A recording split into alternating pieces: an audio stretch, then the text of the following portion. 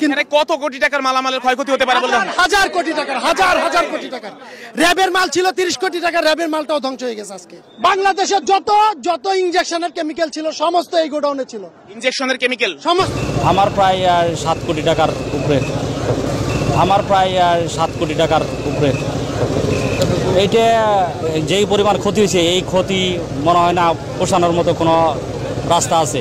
ঢাকা শাহজালাল বিমানবন্দরের অগ্নিকাণ্ড পূর্ব পরিকল্পিত এবং সেখানের কোটি কোটি টাকার লুটপাটের এক ভয়ঙ্কর তথ্য পাওয়া গিয়েছে। ছুটির দিন একেবারে ফাঁকা অবস্থায় যেভাবে এই নিরাপত্তা বলের মধ্য দিয়ে এয়ারপোর্টের কর্মকর্তারা আগুন লাগিয়েছে, সেই ভয়াবহ তথ্য সামনে তুলে ধরব। এবার বিমানবন্দরের গোপন সিসিটিভি ফুটেজে ধরা খেল কিভাবে কর্মকর্তারাই আগুন লাগিয়েছে। আসুন এবার বিস্তারিত জেনে আসি। আমাদের আগুন লাগছে প্রথম হচ্ছে আমাদের কুরিয়ার গেটে যখন লাগছে বারে বলা হয়েছিল যে 1 number gate, 2 number gate godown, মানে কি কুরিয়ার সার্ভিসের মালামাল বিভিন্ন দেশ থেকে যেগুলো আসে ওই গোডাউনে। তো ওই গোডাউনটা যদি আগুন লাগে এই দিক দিয়ে যদি আমরা আগে সেভ করতাম আমরা হয়তো, কিন্তু আমাদের সঠিক টাইমে কোনো ফায়ার সার্ভিস এখানে কাজ করে নাই। ফায়ার সার্ভিসকে কি ঢুকতে দেওয়া হয়েছিল কিনা এমন কোনো তথ্য আছে? কোনো কাজ করে নাই, কোনো কাজ, টোটালি বোগাস। কারণ আমাদের এই গোডাউনটা এখন আপনাদের সামনে এখানে দাঁড়া থাকতে আগুনটা লাগছে। ওইখান দিয়ে 8 নাম্বার গেট দিয়ে ঢুকলে আমাদের বাংলাদেশের যত ইনজেকশনের কেমিক্যাল ছিল সমস্ত এই গোডাউনে ছিল। ইনজেকশনের কেমিক্যাল, সমস্ত ঔষধের কেমিক্যাল, যত মেডিসিনের ফার্মা ছিল সব আমাদের 1 নাম্বার ইম্পোর্টেড মেডিসিন যত আসে দেশে ইম্পোর্টেড। যে এই গোডাউনটা বলছিলাম অন্তত এই গোডাউনটা বাঁচান আপনারা। ওইখান দিয়ে ওরা এখানে দাঁড়া মিটিং করছে, ওরা গোডাউন বাঁচানের, ওরা এইদিকে ফোন দেয় ওইদিকে ফোন দেয়, একটা লোক এখানে। আমরা বারে বলছিলাম 8 নাম্বার গেট দিয়ে ওইখানে আসা সম্ভব না, 1 নাম্বার গেট দিয়ে ঢুকেন। ওরা 8 নাম্বার গেট দিয়ে ঢুকে ওই সাইড ক্লিয়ার করে। যে সাইড আগুন নিভে গেছে ওই সাইডে নিবানোর কিছু নাই, এখানে আগুন ধরবে এইটা নিবানোর দরকার। যেটা ফ্লাইটের থেকে নামতেছে, যেই মালটা ফ্লাইট থেকে নামতেছে ওই মালটা রক্ষা করা দরকার। এখন এগুলো আর নিবানের কিচ্ছু নাই, এগুলো অটো নিভে যাবে। কিন্তু কত কোটি টাকার মালামালের ক্ষয়ক্ষতি হতে পারে বললাম? হাজার কোটি টাকার, হাজার কোটি টাকার। র্যাবের মাল ছিল 30 কোটি টাকা, র্যাবের মালটাও ধ্বংস হয়ে গেছে আজকে। র্যাবের 30 কোটি টাকার একটা রিসেন্ট মাল আসছে আমার সেই মালটা আজকে ধ্বংস হয়ে গেছে। আমার এসেনশিয়াল যত কেমিক্যাল ছিল সমস্ত কেমিক্যাল গুলো আজকে আমার প্রায় 7 কোটি টাকার উপরে পদার্থ থাকে আসে এগুলো রেগুলার, এবং এটার জন্য গোডাউনগুলো পার্ট বাই পার্ট আলাদা করা ছিল। কিন্তু দাহ্য পদার্থ নিশ্চিত যে আমরা কেমিক্যাল জাতীয় পণ্য, তাছাড়া দাহ্য পদার্থ থাকে আসে এগুলো রেগুলার, এবং এটার জন্য গোডাউনগুলো পার্ট বাই পার্ট আলাদা করা ছিল। বাট প্রথম যেখান থেকে শুরু হয়েছে কুরিয়ার সার্ভিসে, ওইখানে কিন্তু সব ধরনের প্রোডাক্টই থাকে, স্যাম্পল প্রোডাক্ট আসে, তো ওইখানেও দাহ্য পদার্থ থাকতে পারে, ওখান থেকে শুরু। অনেক ক্ষয়ক্ষতি হয়ে গেছে, এটা আসলে পোষায় নেওয়ার মতো কিছু না। ইচ্ছা করলে এটা যে সমস্ত জায়গা ছিল, এত সুন্দর জায়গা প্লেস, এটা কেন তারা কোন জায়গায় অবহেলা আছে জানি না। এইখানে ইচ্ছা করলে এটা নিবানোর মতো একটা ব্যবস্থা করতে পারতো, কিন্তু সেটা হয়নি।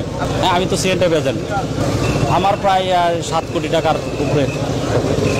এইটা যেই পরিমাণ ক্ষতি হয়েছে, এই ক্ষতি মনে হয় না পোষানোর মতো কোনো রাস্তা আছে, এটা আমরা খুঁজে পাচ্ছি না।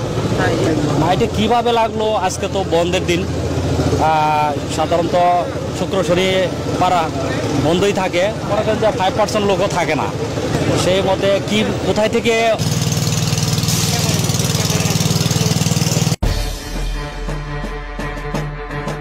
রাজধানীর হযরত শাহজালাল আন্তর্জাতিক বিমানবন্দরে কার্গো ভিলেজের একটি অংশে ভয়াবহ অগ্নিকাণ্ডের ঘটনা ঘটেছে।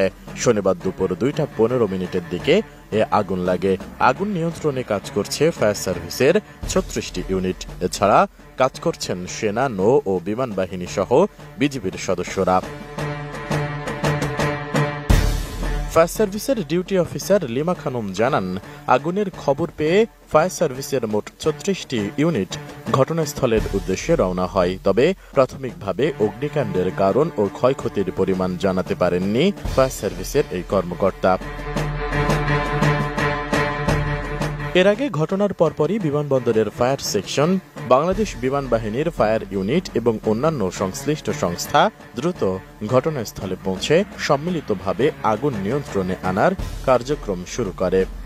আমি বুঝি নির্মাণের শিল্প, সালাম স্টিল বোঝে ডিউরেবিলিটি। সালাম স্টিল, মোস্ট ডিউরেবল স্টিল। এদিকে আগুনের ভয়াবহতা বাড়তে থাকায় বিমানবন্দরে ফ্লাইট ওঠানামা সাময়িকভাবে স্থগিত ঘোষণা করেছে কর্তৃপক্ষ। শনিবার বিকেল ৩:৩০ দিকে বিমানবন্দরের নির্বাহী পরিচালকের মুখপাত্র মোহাম্মদ মাসুদুল হাসান মাসুদ বিষয়টি নিশ্চিত করেছেন। বিমানবন্দর সূত্রে জানা গেছে, আগুনের ঘটনায় বিমান ওঠানামা স্থগিত থাকায় ঢাকা থেকে কুয়ালালামপুরগামী বাটিক এয়ারের OD-163 ফ্লাইট, ঢাকা থেকে মুম্বাইগামী ইন্ডিগোর 6E1116 ফ্লাইটটি ট্যাক্সিওয়েতে অপেক্ষা করছে।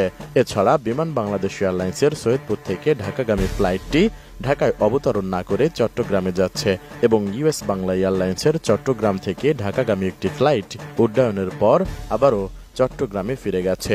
এছাড়া ঢাকাগামী ফ্লাইটগুলোকে আপাতত বিকল্প বিমানবন্দরে অবতরণের নির্দেশ দেওয়া হয়েছে। বিমানবন্দর কর্তৃপক্ষ জানিয়েছে, যাত্রীদের নিরাপত্তাকে সর্বোচ্চ গুরুত্ব দেওয়া হচ্ছে। কার্গো ভিলেজ এলাকার আগুন পুরোপুরি নিয়ন্ত্রণে আসার পর স্বাভাবিক ফ্লাইট চলাচল পুনরায় শুরু হবে।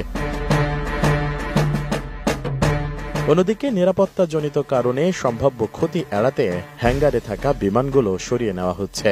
বিমানবন্দরের কার্যক্রম যাতে ব্যাহত না হয় সেজন্য বিমান কর্তৃপক্ষ বিকল্প ব্যবস্থা নিচ্ছে বলে জানিয়েছেন বিমানবন্দরের কর্মকর্তারা। তারা জানান, আগুন মূলত কার্গো ভিলেজ এলাকায়, যাত্রী টার্মিনালে এর প্রভাব পড়েনি। তবে পুরো এলাকায় এখন নিরাপত্তা বেষ্টনীতে ঢেকে দেওয়া হয়েছে। এখন পর্যন্ত প্রিয় দর্শক, ঢাকা বিমানবন্দরে অগ্নিকাণ্ড নিয়ে নানান প্রশ্ন নেটিজানরা করছে, কিন্তু কিছু পয়েন্ট এখানে উল্লেখযোগ্য। 1 নম্বরে, শনিবার বন্ধের দিন এয়ারপোর্টে বিমানবন্দরে সেরকম কোনো যানজট থাকে না, কয়েকজন মাত্র কর্মকর্তা থাকে। আর সেই ফাঁকা অবস্থার মধ্য দিয়ে এভাবে অগ্নিকাণ্ড ঘটানো অবশ্যই সহজ এবং হয়তোবা এই সুযোগটাই কাজে লাগাচ্ছিল। বর্তমানে আমরা দেখি ছুটির দিন যেখানে মানুষ থাকে না, সে সময়ে অফিস আদালতে বিভিন্ন জায়গায় অগ্নিকাণ্ড হচ্ছে। বিশেষ করে কলকারখানাগুলোতে ছুটির সময় এই অগ্নিকাণ্ডগুলো ঘটে। আর যে জায়গায় বিমানবন্দরে অগ্নিকাণ্ড ঘটেছে সে জায়গায় মূলত বিদেশি এবং বহু মূল্যের জিনিসপত্র রাখা হতো। যেমন বিদেশ থেকে কেউ স্বর্ণ পাঠালো আন্তর্জাতিক মাধ্যমে, তাহলে সেখানে সেটা জমা রাখতো। আর যেই স্থানে জমা রাখতো কোটি কোটি টাকার সম্পদ, সেই স্থানে এভাবে অগ্নিকাণ্ড অবশ্যই একটি রহস্য জন্ম দিয়েছে। আর এজন্যই নেটিজানরা মনে করছে সেই সম্পদের লোভেই এই অগ্নিকাণ্ডগুলো ঘটানো হয়েছে। হয়তোবা এর পিছনে বড় একটি ষড়যন্ত্র রয়েছে সেখানের কর্মকর্তা ব্যক্তিদেরই। প্রিয় দর্শক, এই সকল বিষয়গুলো নিয়ে আপনার মতামতটি কমেন্টস বক্সে জানাবেন। পরবর্তী ভিডিও পাওয়ার জন্য সাবস্ক্রাইব